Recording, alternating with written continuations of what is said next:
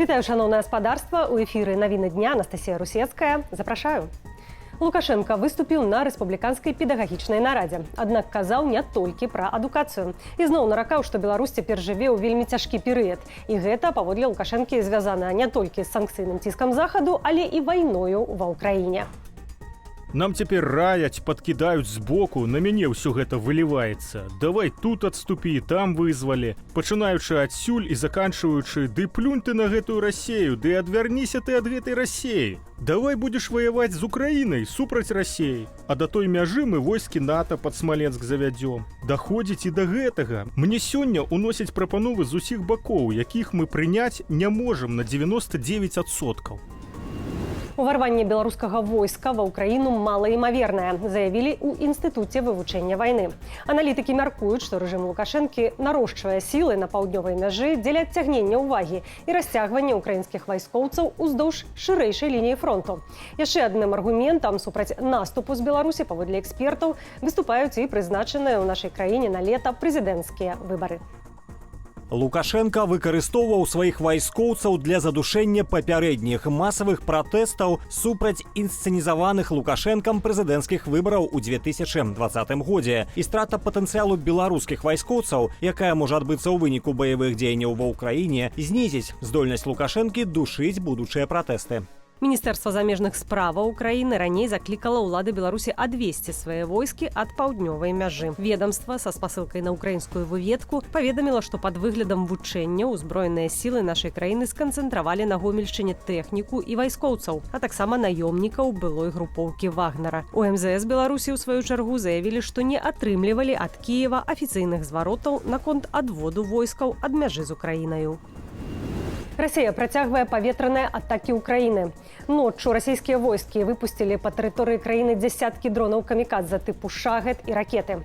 Паветраная трывога гучала ва ўсіх рэгіёнах Украіны. У Крывым Рогу расійская балістычная ракета трапіла ў будынак гатэлю. Мясцовыя ўлады паведамілі пра сама меней 2 загінулых і 5 параненых. Ось все, пошла, диви.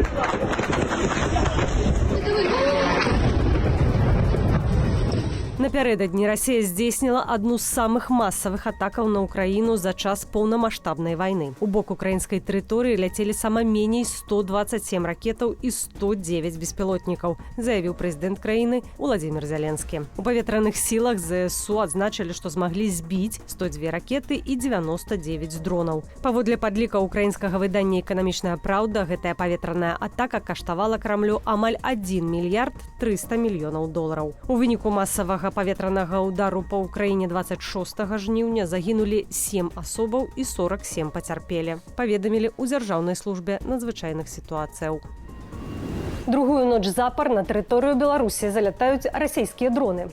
Праект «Беларускі гаюн» са спасылкаю на ўкраінскі тэлеграм-канал «Е-Радар» паведаміў пра не менш як 6 шахетаў, што зайшлі ў паветраную прастору нашай краіны ўначы. Дагэтуль украінскі тэлеграм-канал «Манітор» падаваў звесткі пра 3 беспілотнікі. Аб'екты рухаліся з боку Чарнігаўскай вобласці Украіны. Адзін з дронаў заляцеў на тэрыторыю Гомельшчыны ў раёне Палескага радыяцыйна-экалагічнага запаведніку. Напярэдадні украінскі тэлеграм-канал «Е-Радар» паведамляў, што ў Беларусь, імаверна, заляталі 3 дроны камікадзе тыпу «Шахед». У сваю чаргу камандуючы паветранымі сіламі ЗСУ Мікола Алешчук пацвердзіў перасоўванне 2 беспілотнікаў за ўчорашнюю ноч і 1 за сённяшнюю. Афіцыйны месц якіх-небудзь пратэстаў у сувязі з гэтымі інцыдэнтамі пакуль не заяўляў. Міністэрства інфармацыі чарговы раз абнавіла спіс гэтак званых экстрэмісцкіх матэрыялаў. Гэтым разам у яго дадалі сярод іншага суполку «Хата Белсату» ў Фэйсбуку. Экстрэмісцкімі прызнаныя і акаунты Валерыя Кавалеўскага ды Валерыя Цапкалы ў садсетцы «Экс». У экстрэмісцкія матэрыялы залічаны цяпер і акаунт Уладзіміра Цэслера ў інстаграме. На сваёй старонцы беларускі мастак публікуе не толькі моманты з уласнага жыцця, але і работы, прысвечаныя актуальным падзеям у нашай краіне ды за яе межамі. На акаунт Уладзіміра Цэслера падпісаныя больш за 36 тысяч карыстальнікаў. Рэжысёр Андрэй Гнёт аспрэчвае сваю экстрадыцыю ў Беларусь. Апеляцыю разглядае суд у Белградзе. Сёння выступаюць адвакаты, пракурор і сам Андрэй Гнёт. Суд мае 30 дзён, каб вынесці пастанову. Пасля яе мусіць падпісаць міністр юстыцыі. Гнёт ужо каля 10 месяцаў застаецца пад арыштам у Сербіі. Перад разглядам справы Андрэя Гнёта каля суда ў Белградзе адбыўся пікет. Афіцыйна ў Беларусі Гнёта абвінавачваюць у нясплаце падаткаў, абарона настойвае, што пераслед мае палітычны падмурак. Гнёт з'яўляецца адным з заснавальнікаў свабоднага аб'яднання спартоўцаў СОС-БЮАЙ. Не дапусціць экстрадыцыі Андрэя Гнёта заклікалі дзеячы культуры, сярод іх нобелеўская лаўрэатка Святлана Алексіевіч, пісьменнік Саша Філіпенка, актрыса Жюльет Бінош ды іншыя. Маштаб карыстання месенджером Telegram у свеце расце. Толькі на прылады з аперацыйнай сістэмай iOS колькасць інсталяцыяў павялічылася на 4%, заўважыла выданне TechCrunch. Папулярнасць Телеграму павялічылася пасля таго, як яго заснавальніка Паўла Дурава затрымалі ў Францыі. Пракуратура Францыі напярэдадні апублікавала афіцыйны прэс-рэліз пра справу бізнэсоўца. У ведамстве заявілі, што Паўла Дурава падазраюць у 12 злачынствах, звязаных з выкарыстаннем платформы Telegram. Таксама ў пракуратуры паведамілі, што справу супраць яго завялі сёлета 8 ліпеня. Пад вартаю Паўла Дурава будуць трымаць да 28 жніўня, але гэты тэрмін могуць працягнуць. Прэзідэнт Францыі Эммануэль Макрон заявіў, што затрыманне заснавальніка Телеграму не з'яўляецца палітычнай пастановаю.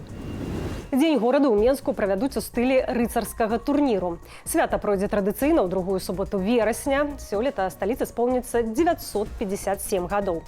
Абяцаюць больш за 100 імпрэзаў. Пра гэта паведамілі ва ўпраўленні культуры Менгарвыканкаму.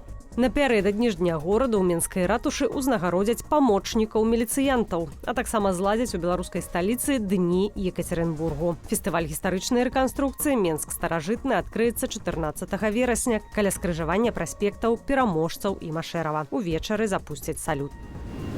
Ці можа машына ехаць на 3 колах? Кіроўца Сітраена пасля таго, як у легкавіка ў дарозе адляцела кола, пастанавіў не выклікаць эвакуатар, а даехаць на СТА на няспраўным аўце. Запаснога кола маладзён не меў. Відэа знялі на трасе ў Менскім раёне. У машыне, акрамя кіроўцы, быў пасажыр на заднім сядзенні. Абодва прыціснуліся да левых дзвярэй. Посмотрите, каких циркачей можно встретить на трассе. Слабо на 3 колесах ехать. Інспектары знайшлі кіроўцу, ім аказаўся 23гадовы хлопец. На яго склалі адміністратыўны пратакол за кіраванне аўтамабілем, што мае няспраўнасці, пры якіх удзел у дарожным руху забаронены. У ЗША ў цэнтры марскога жыцця Аляскі ратуюць асірацелае дзіцянё ціхаакіянскага маржа. Маладую самку, якой паводле ацэнак усяго некалькі тыдняў знайшлі пакінутай у мясцінах, дзе пражываў ейны статак. Жывёла была знясіленая, абязводжаная і мела невялікія раны на целе. Цяпер маржаня праходзіць рэабілітацыю, моманты якой пакажам без каментара.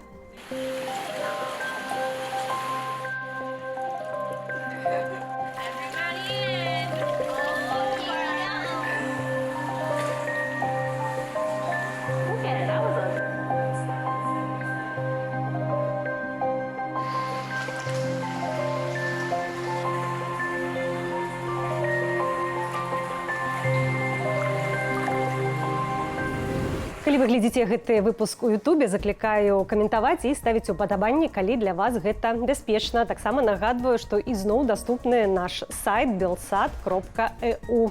Для вас працавала Анастасія Русецкая. До сустрэчы.